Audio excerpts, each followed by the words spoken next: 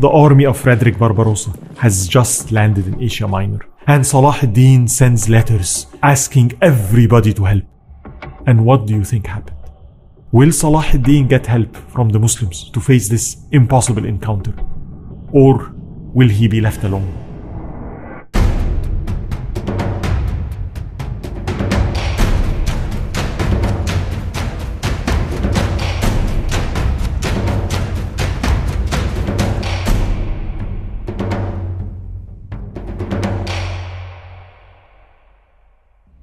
We saw last time that Salahuddin, though victorious in the Battle of Hittin, yes, liberated Jerusalem, faced an impossible encounter where the joint forces of Europe sent the Third Crusade.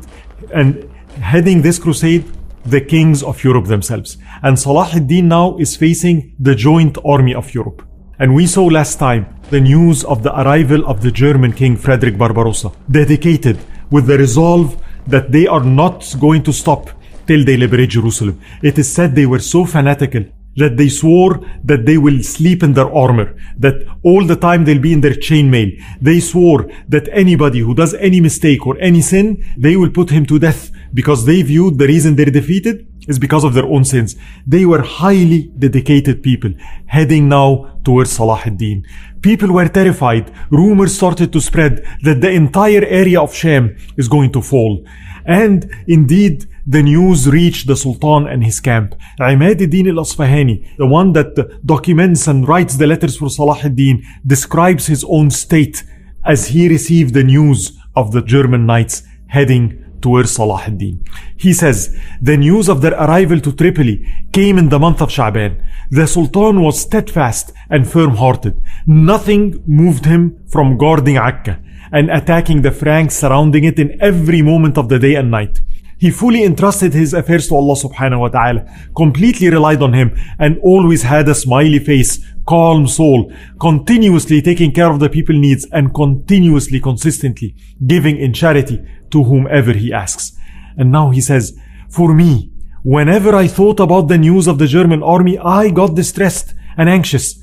But whenever I would go and look at the Sultan, I find from the strength of faith and the reliance on God what would expand my own chest and make me feel certain that the victory will be for the Muslims. Salahuddin, under such conditions, his heart, this is real tawakkul. The heart is completely attached to Allah subhanahu wa ta'ala. But Salahuddin, realizing that this is an impossible encounter, sends his nephew Taqiyuddin with a part of his army to meet the knights, and the other part is facing the Franks in Acre.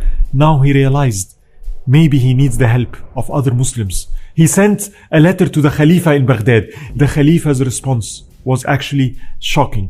Salahuddin, in his letter, his title is Al-Nasir. Al-Nasir Salahuddin. This is the title that was given to him years ago, in Egypt. The Khalifa got upset and he said, how dare you call yourself Al-Nasir? I am Al-Nasir. You're not Al-Nasir, and who do you think you are? All what you've done is by my help and my soldiers. And Salahuddin was his help, his soldiers. Where are they? One thing I'd like to note, that though the Abbasi Khalifa of the time was so weak, really not present, you should see the way Salahuddin sent letters to him, the way he treated the Khalifa. He treated him as if he is the master, the one that's doing everything, because Salahuddin understood unity is important. Though the Khalifa is weak, though Khalifa is just a symbol, he's still important. What did he do? It is said he sent him a check with 20,000 dinars. A check? Yes, a check is a Muslim invention. It's called a sak. So back in the day, back even centuries before Salahuddin, Islam was widespread. So if you need to send money from one place to the other, they invented that sak, meaning the Khalifa promises to pay whoever holds this, check. So he sent him a check, 20,000 dinars. And it was almost like an insult. Salahuddin spent 20,000 dinars every day on the siege of Acre. What will 20,000 dinar do? But Salahuddin accepted it with, his polite character and thanked the Khalifa. He sent a letter to Morocco all the way there, asking them to come and help with whatever they can do. Come and help, send your fleet. My fleet, my ships are not enough to stop the hundreds of ships coming. And now Acre is completely seized even from sea. It's completely surrounded. I need your help. And the response came back from Morocco. Why didn't you call me Amir al-Mu'mineen? What does that mean? The ruler was upset when Salahuddin did not give him the title Amir al-Mu'mineen. That's the title of the Khalifa. And people told Salahuddin, give him the title. Tell him, Ya Amir al-Mu'mineen, let him come and help. And Salahuddin said, I cannot do that. This will cause confusion and division among the Muslims. Salahuddin did not receive much help. Now, if you were in Salahuddin's position, should you compromise? Should you say, I've had enough? Let me save Sham. Let me save Egypt, my country, my kingdom. Khalas. Maybe Jerusalem, maybe we can make a two-state solution. Should you compromise? And Salahuddin refused. And Salahuddin started sending letters everywhere. And wallahi, this is one of the letters of Salahuddin up till today. I think this letter is for us. From Salahuddin al-Ayyubi to the Muslim Ummah. And he says, we hope in Allah Most High, to whom be praise, who leads the heart of Muslims to calm what torment them and ruin that prosperity. Where is the sense of honor of the Muslims, the pride of the believers, the zeal of the faithful? We shall never cease to be amazed at how the disbelievers for their part have shown trusts, and it is the Muslims who have been lacking in zeal. Not one of them has responded to the call. Not one intervenes to straighten what is distorted. But observe how far the Franks have gone, what unity they have achieved, what aims they pursue, what help they have given, what sum of money they have borrowed and spent, what wealth they have collected and distributed and divided amongst themselves.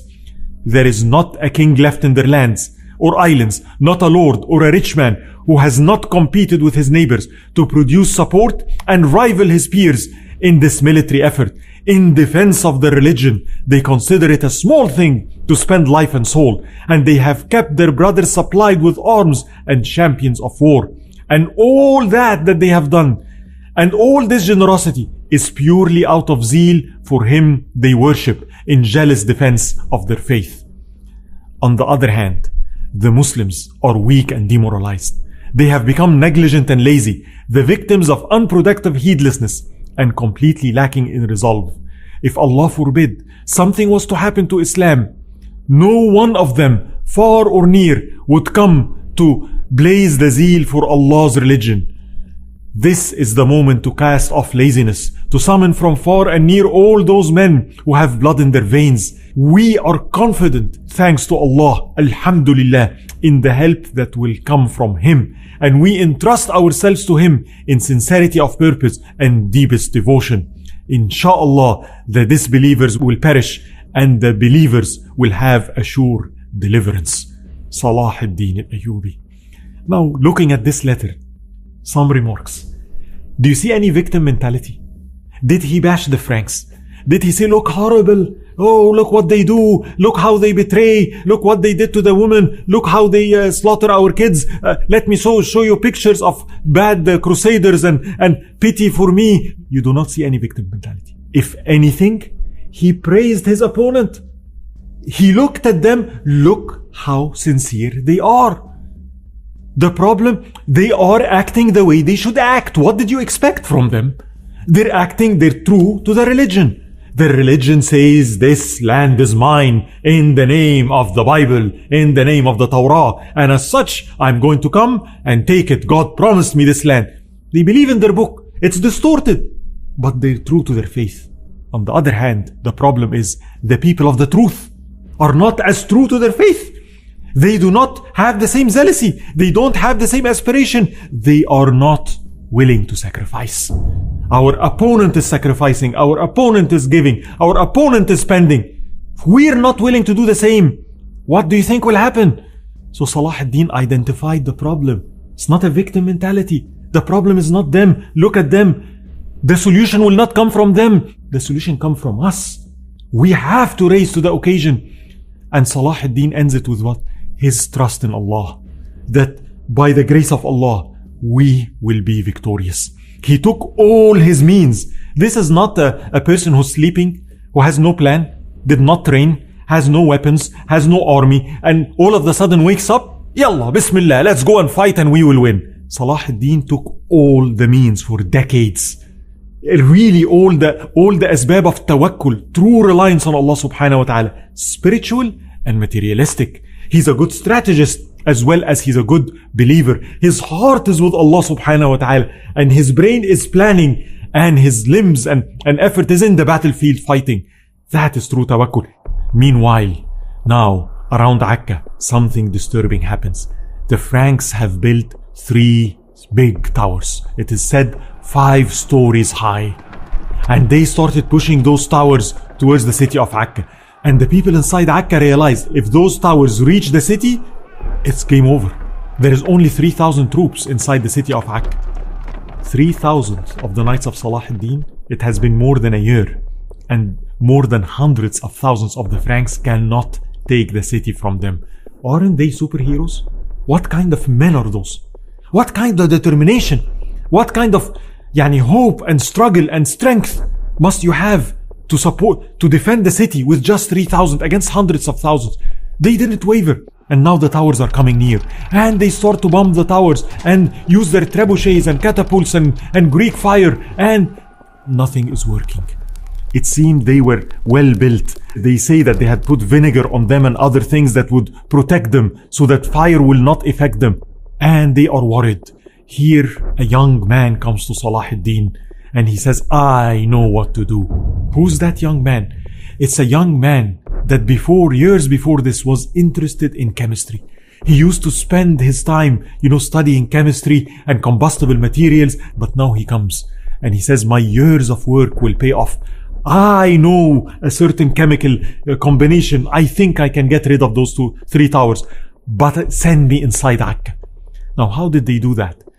Acre is surrounded. Salahuddin had numerous creative ways of reaching Acre.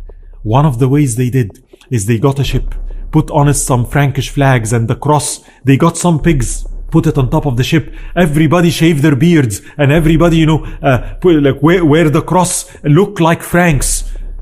And then the ship sails. And the Franks would come towards the ship. Where are you going?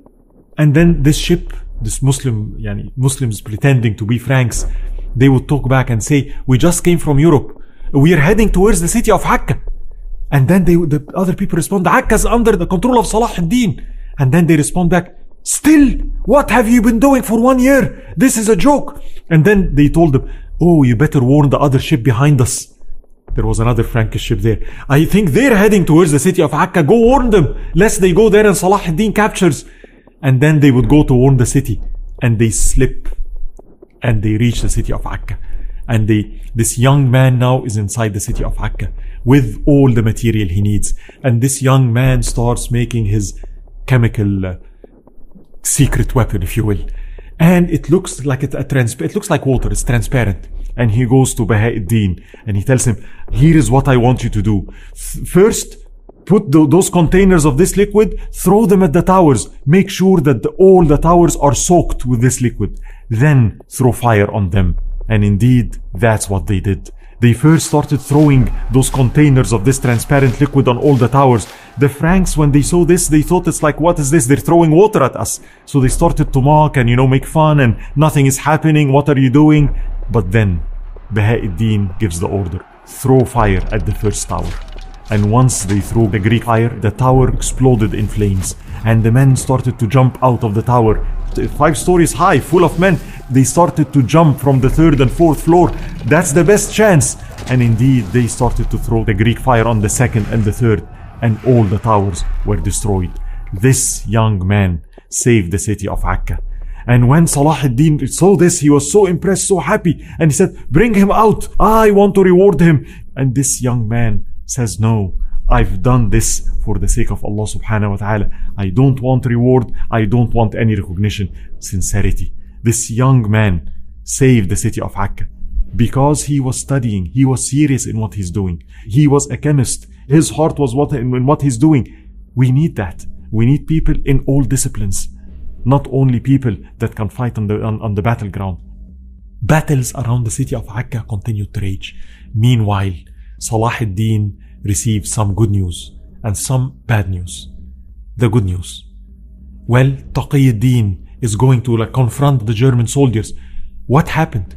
Something out of everybody's expectation happened. Frederick Barbarossa, crossing a river, decides to go and take a bath in the river for a change. And subhanallah, something happens and he drowns. But the most amazing part is what happened next. All his followers started to differ. They did not agree on what to do. They did not agree on who to follow. And most of them decided to stop and head back to Germany. How? It doesn't make any sense. It does. Because who controls the heart? Allah subhanahu wa ta'ala. This is an ayah from Allah subhanahu wa ta'ala. Yes, Allah's help will come. إن تنصروا الله ينصركم ويثبت أقدامكم. If you were to bring aid to Allah's religion first, you take that step first and Allah will aid you. Salahuddin took all possible measures, materialistic and spiritual, and hence Allah's aid came to Salahuddin. Allah's the one that controls the hearts of people. This did not happen because of a political reason. It's a miracle. It's by the grace of Allah. And notice how easy it is for Allah. Ibn al-Athir says, had they come to the cities of Sham, probably all Sham would have fell and they would have just taken everything. There was too many of them. But Allah will never let something this happens. The likes of Salahuddin, the likes of Taqiyuddin, the likes of people that have that type of sidq and that type of truthfulness and sincerity, Allah never lets down. Now what's the bad news? The bad news that came to Salahuddin, and Ibn Shaddad says he gathers all the commanders, starts opening a letter. And when he was about to read the letter, he started to cry. What happened? News came to him. Your nephew, Taqiyuddin, died a natural death. This young man, in his prime, one of the top commanders of Salahuddin, passes away. Salahuddin, he lost al-Faqih Isa al-Hikari, and now he's losing Taqiyuddin. It's agony. It was Ibn Shaddad that came to him, told him, Sayyidi, we don't have time for this. You should focus on what's befalling the Muslims. And Salahuddin says, you're right. May Allah forgive me. He loved Taqiyuddin like his son. He holds back his grief in his heart and goes out to the Muslims. How was Salahuddin like that? How was he able to do this? What kind of faith must he have had? I'll tell you something. One reason he was like this, because he was not alone. He was not only with knights, he had scholars. One scholar that was responsible for making the heart of Salahuddin that firm is Al-Qadi Al-Fadil. That great scholar, the great judge of Egypt. And we have many of the beautiful letters that Salahuddin used to send to him and he would send back. Knowing what Salahuddin is passing through and the agony and that he's left alone and other people are not coming to his help, Al-Qadi Al-Fadil sent him this letter. And it reads, My Lord, those nights that you stayed up in arms while people rested and your eyes stayed awake while others slept, those days of the battles that makes one's hair turn into grey are the blessings of Allah on you. The very seeds of the trees you'll have in Jannah. They're the ornaments that will adorn your audience with Allah subhanahu wa ta'ala on the day of judgment. So thank Allah for them, like you thank Him for the gift of manifest victories. And then he says the following, my goal is that you be thankful to Allah subhanahu wa ta'ala for choosing you for this task and favoring you over others. He's the one that put you on the front and delayed the others. Allah's al-Muqaddim, Allah's al-Muakhir. Allah's the one that puts forth whomever is worth, and Allah's the one that delays and puts back whoever is not worth. But the reality of the matter, there are some people Allah does not want them to be on the front line. This honor of being the one standing for Islam, not everybody attains. And Al-Qadi Al-Fadil is telling Salahuddin, don't you see what's going on? Do not see the creation, see the Creator. This is an honor to be the one standing while others are sleeping. Don't be put down that other people are not taking this matter seriously. Don't see them. See the favor of Allah on you. You are the one that Allah selected to give this. And then he tells him something else. My Lord, the second goal is that you do not change your state of forbearance, gentleness and care towards others. And let not a single word of complaint or resentment be heard from you. For hardship will go and its reward will stay. Like the victory did not cause my Lord to be arrogant and haughty. When you were victorious in Hittin, when you crushed them, when you took Jerusalem, you are humble. And that is victory. Victory is not to take Jerusalem and be arrogant. That's a defeat. Real victory is not just taking Jerusalem. You took it, and what did you do? Forbearance, calmness, humility, compassion. That is victory. And he tells him, let not adversity cause you to complain or resent. For me to hear that in those calamities you are still forbearing, forgiving, gentle to people, tolerant of their mistakes, is more beloved to me and more admirable than hearing the news of your military victory against your opponent. That is true victory. True victory is when victory is here in my heart. True defeat is when I trade off my values, I trade off my akhlaq, I trade off and I compromise my beliefs. That is defeat. Defeat is when I stop trusting Allah. Salahuddin, this is his victory. And that's the letter of Al-Qadi al-Fadil. Now, the situation is getting worse. And all of a sudden the news come. Both the kings of France and England have landed. And now the Muslims are completely surrounded. And Salahuddin is now faced with this impossible encounter, as we said. The first thing Richard the Lionheart did when he landed, sent a letter to Salahuddin, requesting an audience. He was so impressed. I heard a lot about Salahuddin. I know of his victories. I heard about what he did in Jerusalem. And he was admiring the knight Salahuddin, the chivalry of Salahuddin. And he said, I'm so eager to meet you. The response of Salahuddin: it is not befitting for kings to meet kings. They break bread together, then the next day they fight. I cannot do that. We can only meet if this matter comes to an end. However, I'll give you permission to meet my brother, Al-Malik Al-Adil, just in case if you want to negotiate anything. Now, in that point, multiple operations started to happen.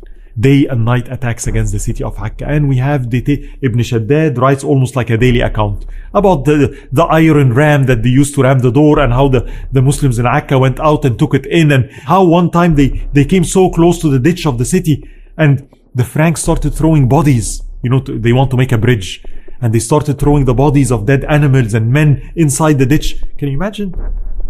And then what happened?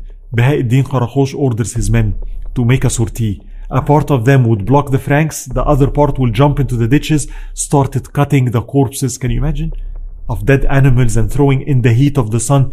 It was just this is an epic battle, as I said. It's unbelievable when you read the amount of struggle and forbearance those people had.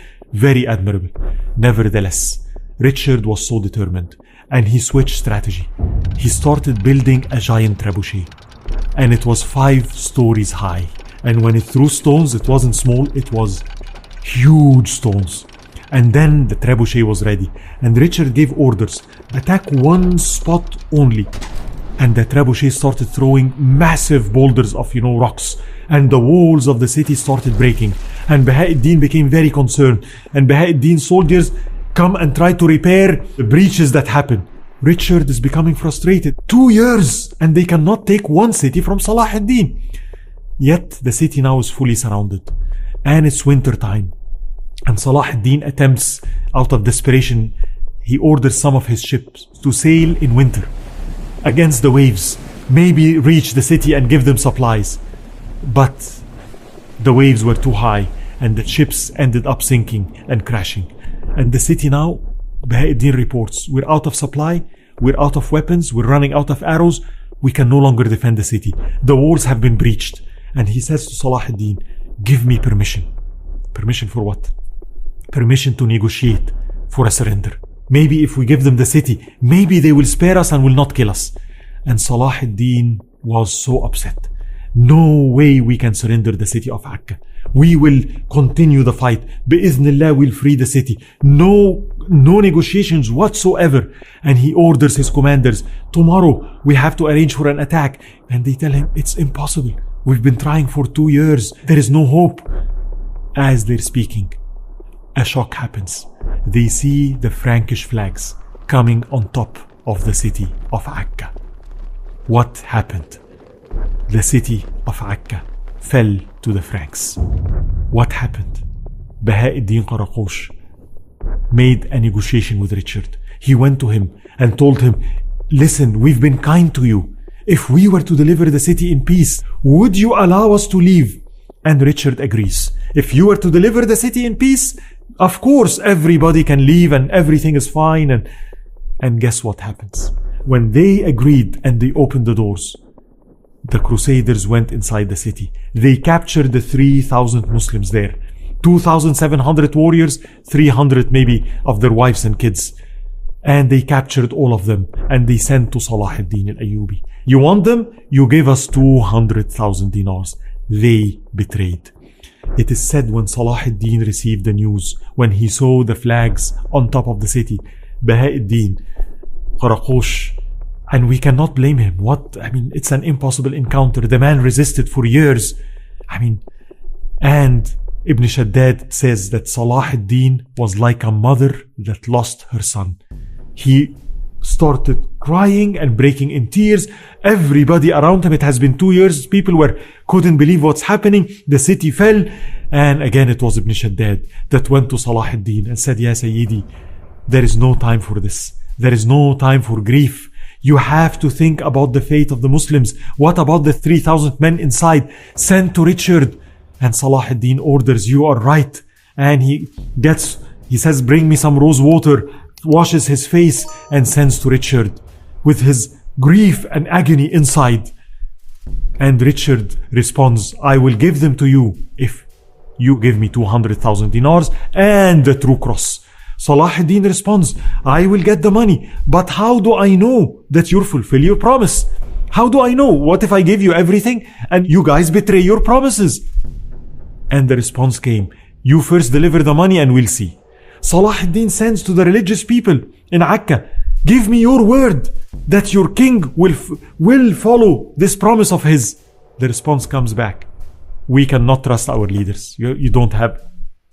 And Salahuddin sends to him, okay, I just want a proof. And to his surprise, Richard does something that amazed Salahuddin. Salahuddin watches the doors of Acre opening, the 3,000 prisoners coming out shackled in chains. Is he going to free them? Is he chivalrous? And then all of a sudden, Richard orders the knights to attack the 3,000 people of Salahuddin. And Salahuddin, in shock, witnesses all of them are put to the sword. He spared the leaders. He spared Baha'uddin. And why? Good ransom. But he killed everybody else. And Salahuddin was furious. After all what we did, after all our compassion and leniency, I never treated them this way. Look at this. Look at how ugly this is. And Ibn Shaddad tells him, Ya Mawlay, وَعَسَىٰ أَن تَكْرَهُ شَيْئًا وَهُوَ خَيْرٌ لَكُمْ. Perhaps you hate something and there is good in it. What is good in this? He said, it has been 2 years. They're entrenched in this camp. And we couldn't do anything. Now, they took the city of Acre. Now they have to leave and head towards the city of Jaffa. Maybe now we can meet them in the battlefield. Maybe we can have a battle. And then maybe we can defeat them. And maybe that's good. And Salahuddin agrees. And then what happened next is something really amazing. Ibn Shaddad is the one that narrates this. And I want you to imagine Salahuddin's state. The agony he's facing, how troubled he is with the treason of the Franks. And at that moment his army is moving. A Frankish woman come running towards Salahuddin al-Ayyubi. And he stops the army. And he says, what's wrong with her? What's going on?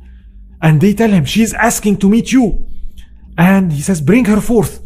What do you want? And she starts crying and says, yesterday, some Muslim thieves sneaked into our camp. They stole my baby, my young boy or girl. They stole my baby and they left and I couldn't do anything. I went to our kings asking for their help. And they told me, we cannot help you. But go to Salahuddin. Go to the Sultan of the Muslims. He is chivalrous. He is compassionate. He will help you. I'm here looking for Salahuddin to bring my baby back. Said Salahuddin, affected, gentle-hearted, stopped the army. Said, I think I know what they're going to do.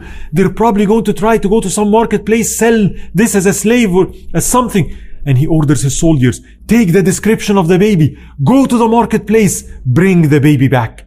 And he starts comforting the mother, giving her some gifts. Surely enough, few hours, the soldiers of Salahuddin coming back with a child in their hands. And the mother sees the child and she recognizes it's her son. And she runs towards her son, hugs him, kisses him, hugs him again, and then looks at the Sultan Salahuddin, pointing to him and pointing to the heavens and making dua for Salahuddin al-Ayyubi. This is victory. This is victory. Yes, sometimes we face monsters, We must never be the monsters we fight. I'd rather be eaten by wolves than to be a wolf eating with wolves. Salahuddin, in the midst of all this, retained his heart, his compassion, his gentleness. Although it was traumatic, he did not become a monster. He fought the monsters. He did not become a monster. He was still compassionate. He was still gentle. He was still able to differentiate between a woman and the leaders of the Franks. He was able to help a woman from the enemy's camp, because that's the prophetic way. He followed Muhammad sallallahu alayhi wasallam. That is perhaps, in my view, one of the biggest victories of Salahuddin al-Ayyubi, and a representation of what his generation represented.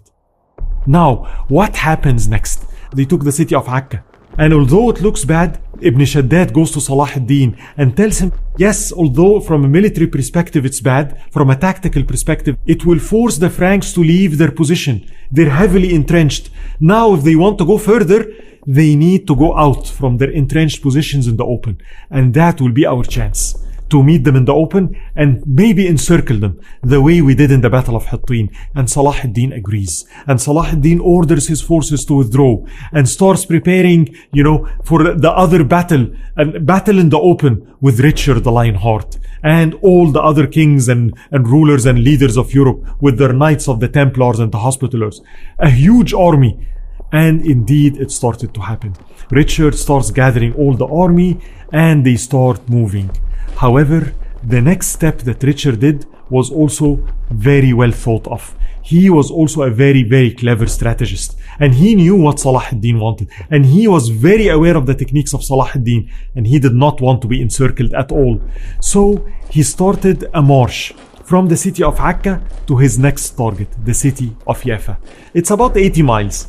Maybe a 2-day march or something like that. And he would be in the city of Jaffa, and then again he will lay siege, and the same scenario again. After Jaffa, maybe then he can go inland and go towards the city of Jerusalem. Now, on the way to Jaffa, Salahuddin starts ambushing Richard. But Richard did something really clever. He did not leave the coast. He ordered his troops to march in a very disciplined way, where the Mediterranean with all the Frankish ships on one side, so nobody can attack from the sea. And if they need resupplies, they can get whatever they want. And Salahuddin can never encircle them. So do not leave the seashore. And he arranged people in full armor in the first outer layer with their shields up. So all the arrows of Salahuddin does not do anything. Now, Salahuddin indeed slowed the march of Richard. Trying to do his favorite technique, he would engage and try to retreat. Richard gave direct orders. Nobody should leave the coast. Do not attack Salahuddin. No matter what he does, if he slows you down, keep the pace. The march continued. Days passed. And what was supposed to take 2 days started now to drag into weeks. And Richard is moving like he's crawling, but he's maintaining his formation. And finally Salahuddin comes with a plan in a place called Arsuf. Arsuf is, it's by the coast, but there is a forest, the forest of Arsuf inland. It's a very good place to put an ambush inside the forest. And the attack started. And the men of Salahuddin and his soldiers, tired of this long war, started to attack ferociously. The light cavalry of Salahuddin, the mounted archers, started to really cause damage, and the infantry started to retreat. They concentrated the attack at the rear end, attempting to pin it and slow the advancement. And the attack was very successful. And the Hospitallers were annoyed, and they sent to Richard, give us permission to attack. And Richard refused. He said, not yet, not yet. Being a strategist, I know what he wants. Don't fall for his trick. And Richard noticed something. It was the Muslims that are losing cohesion. They started losing patience. And some of them started pushing forward and chasing the infantry. And a gap started to happen between them and the heavy cavalry of Salahuddin. Salahuddin had newly formed heavy cavalry. They're heavily fortified, their horses are well armed, they are capable. And Salahuddin held them back because they're sluggish, they're slow. And the light cavalry, the mounted archers, are the one harassing. But then the mounted archers went too far. And at one point they decided to dismount so that they can aim better, because there is no response. And at that point, Richard gave his orders. the Hospitallers, the Templars, and Richard, all the knights of the Franks, attacked in cohesion. And that was a point where the men of Salahuddin lost their formation. And those mounted archers were not on the horses, they could not stand the brunt of the attack. And they got crushed. And immediately the knights of the Franks went all the way to the Salahuddin's position, and a very ferocious battle started to happen. And Ibn Shaddad narrates what happened. He said, I saw the Franks, they attack, and men were starting to run away, and I saw Salahuddin standing himself, ordering the drummers to ask everybody to stay where they're at, and the arrows are flying around. So I said, maybe the center is bad, let me go to the right side. I went to the right side. I saw his brother in the same situation. I went to the left side. I realized our men has lost their cohesion, and at that point Salahuddin was forced to order a retreat of his troops. And the Frankish knights are now chasing the army of Salahuddin till they went inside the forest. And things could have changed there, but Richard ordered, stop the pursuit. Do not follow. He will trap us in those trees. Out of fear of that there's an ambush there, Richard stops the attack and pulls his knights back. And Salahuddin, it seems, the Battle of Arsuf was a setback. In this battle, Salahuddin is said he lost between 7,000 to 10,000 men. Salahuddin, in this battle, from a technical perspective, some people say it's defeat, but it's not like the Battle of Hittin. He still has his army. And Ibn Shaddad narrates that Salahuddin was so much grieved with what happened in this battle, how the Muslims lost their patience for the first time, and instead of being disciplined, and they just went and kept attacking, that caused what happened to happen. So the Battle of Arsuf revealed something about Salahuddin and some of the men around him. It revealed an attitude that we see in the Quran, as Allah subhanahu wa ta'ala tells us that on the path of Allah subhanahu wa ta'ala, it is expected sometimes that we have setbacks.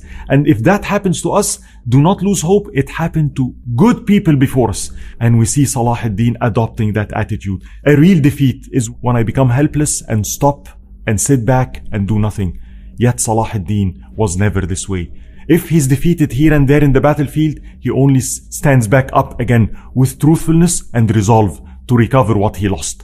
That is victory. And as Allah subhanahu wa ta'ala says, وَأَنْتُمُ الْأَعْلَوْنَ إِن كُنْتُم مُؤْمِنِينَ. You are the most high. Even when you have a military setback, you're still the most high. Why? Because you continue to be believers. You continue to believe in Allah. You continue to have hope. You're not helpless. You believe in La ilaha illallah Muhammad Rasulullah.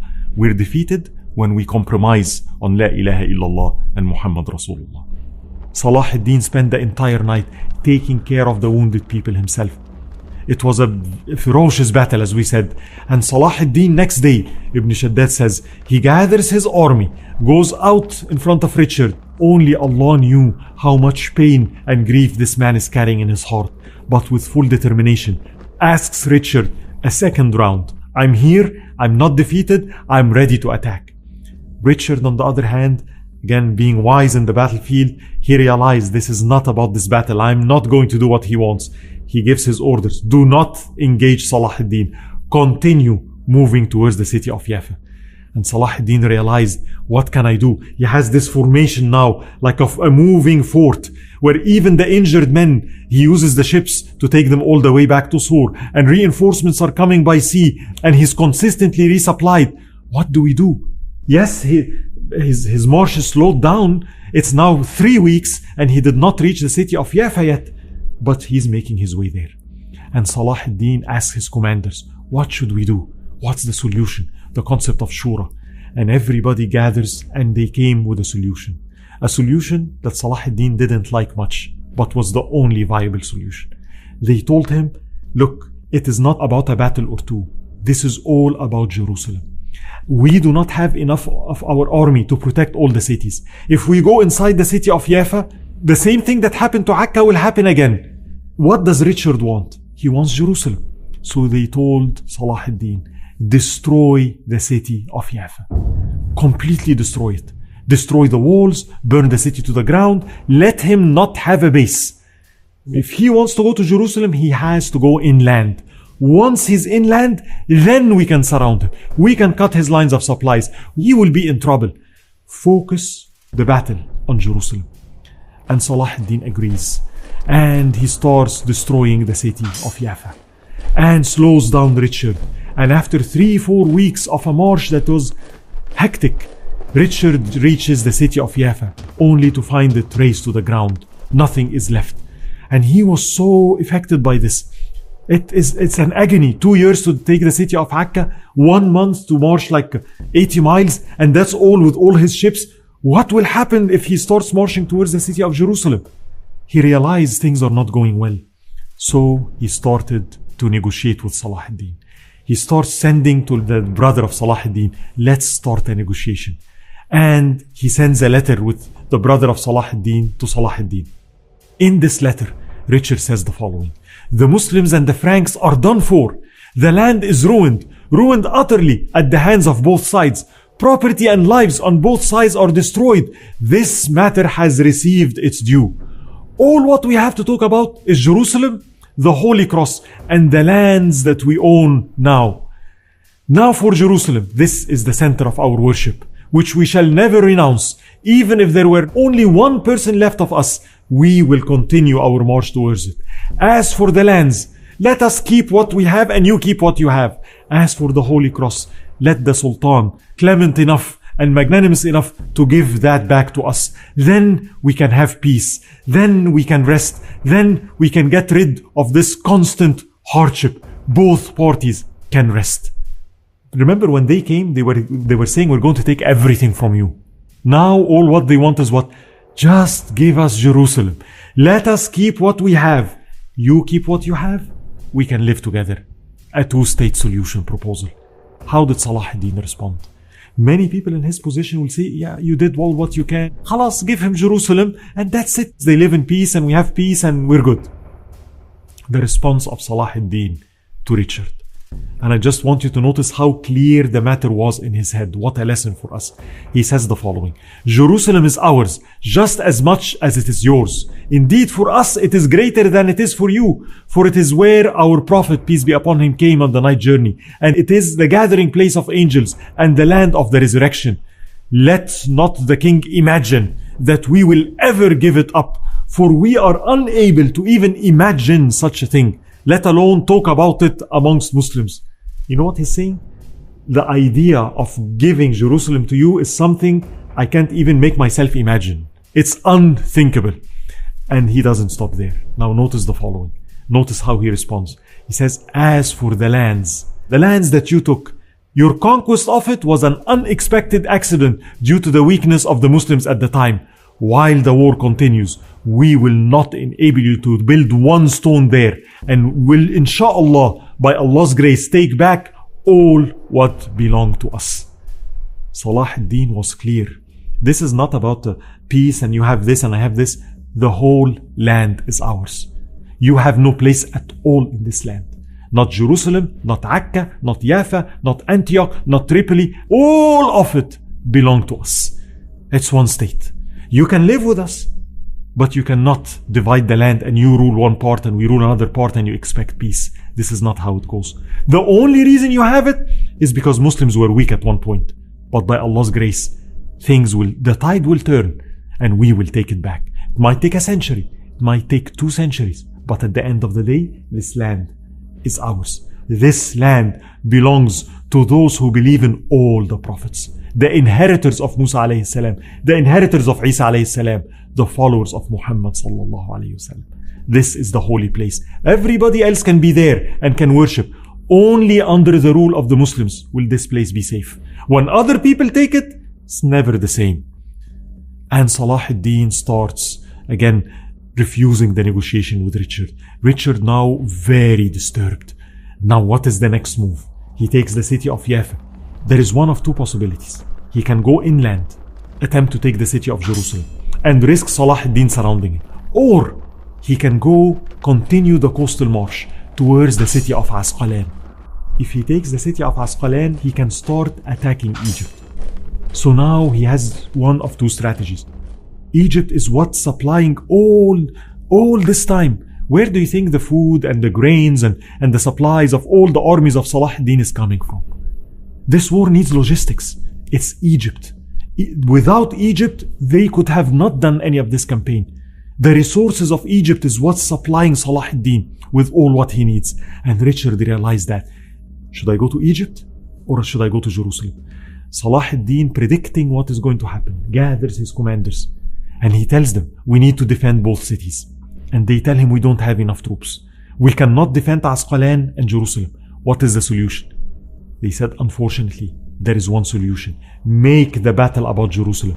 Destroy the city of Asqalan. Asqalan at the time was a jewel, was a big city. And he says, I don't want to destroy it. But everybody agrees. That's the only possible solution.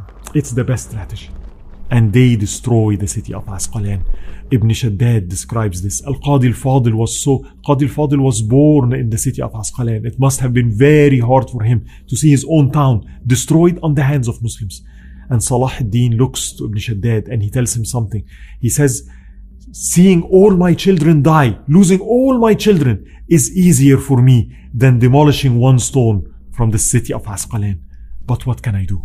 This is what strategy requires, and this is what all my leaders and the Muslim thinkers told me. The best strategy is that. Richard reaches the city of Asqalan to find the city again completely destroyed. He's been deprived from those two portal cities. Now what? He has now to go inland to go to the city of Jerusalem. Things are not turning well. So he proposes, I have another proposal for Salahuddin. I think I got a solution. I think I have something that will satisfy both parties. And he asks to meet Salahuddin's brother. And Richard, again, now they started to be fond of each other and some kind of a friendship is starting to form. Both men admired each other. There is chivalry, there is respect. And Richard, he tells him, I have a proposal. I have my sister here, Joanne. Her husband died. She's a widow. And you can marry her. And both of you become the king and the queen of Jerusalem. And we're all happy. I win. You win. Everybody's happy. Things are good. And it said Al-Adil was impressed. That's not a bad idea. After all, he gets married and he goes to Salahuddin and talks to Ibn Shaddad. Help me convince Salahuddin that this is a good idea. And they go and they both speak to Salahuddin. And it is said Salahuddin, when he first heard this, he said, are you serious? I think he's joking. I don't think he means it. And Al-Adil told him, no, I sat with him. He's serious. He really wants to do this. And Salahuddin said, no, I think he's making fun of you. No, he's serious. And Salahuddin said, it's not even practical. It's not pragmatic. No, And Salahuddin did the unexpected thing. Richard was expecting Salahuddin to say what? Of course not. Once he says, of course not, what happens? He will turn his brother against him. And he will start telling him, see, I had a proposal. Your brother doesn't agree. Drive a wedge between both of them. And maybe get Al-Adil to his side. And maybe he can divide the Muslims. So that's what he wanted Salahuddin to say. He wanted him to say no. That's his plan. Salahuddin, being who he is, what do you think he did? He does not react in a way that his enemy expects. And then he told his brother, go tell Richard that Salahuddin agrees. Go ahead. Get married and let's do that. And his brother was so happy. Goes back to Richard with a surprising answer. Salahuddin agrees. Go ahead. And Richard, that's not what he was expecting. And he goes and tells his sister, I made this proposal. What about you marrying Salahuddin's brother, Al-Adil? And it is said his sister was so furious that she gathered all her belongings and left back to England. She was outraged of the idea of marrying an infidel. A Muslim will never do that. You're out of your mind. And she left to England. And the negotiation failed. Meanwhile, there was something else going on. Conrad, that Italian knight, that, the one that started this whole thing, realizes that things are not going well. And most likely, they might not be able to take Jerusalem. And it looks like Richard might leave. Then what? Salahuddin will go back to him. And he wanted to secure his position. So he went to Salahuddin and started a separate negotiation. And started telling Salahuddin, if I take my troops and return back to the city of Sur and stop, can we have a truce for 10 years? Can you leave me alone? And the reaction of Salahuddin, again, a strategy is what? Of course. If we were to do a truce, that's really good. A part of the army leaves Richard. That's a win. That's a win for now. And Ibn Shaddad said, we were very happy with this. At least a part of the army now is going to leave. But something interesting happened. Sunday, after the church service. And Conrad is going out. And some of those people, monks and what have you from the church, come and ask to go out with Conrad for some food. And as they're walking together, one of them gets out a dagger and stabs Conrad to death. An assassin. Who did that? Of course, it was blamed on Salahuddin. Salahuddin did this. Good excuse now what? For people to have more animosity. And now the troops of Conrad will follow Richard. Later on, Richard in Europe had to stand trial with that allegation that he is the one that was responsible for assassinating Conrad. Is it an assassin? Who did that? There is many theories. The reality is we really don't know. And now Richard starts the final move. He has to go in and attempt to take the city of Jerusalem. Salahuddin orders everybody. We are going to fortify the city of Jerusalem, and I am going to defend the city myself. We will not give the city of Jerusalem, no matter what, to Richard. Now the final battle is happening. Richard is finally starting to march inland, heading towards the city of Jerusalem, and Salahuddin determined to protect the city. What will happen next? The final battle of Jerusalem.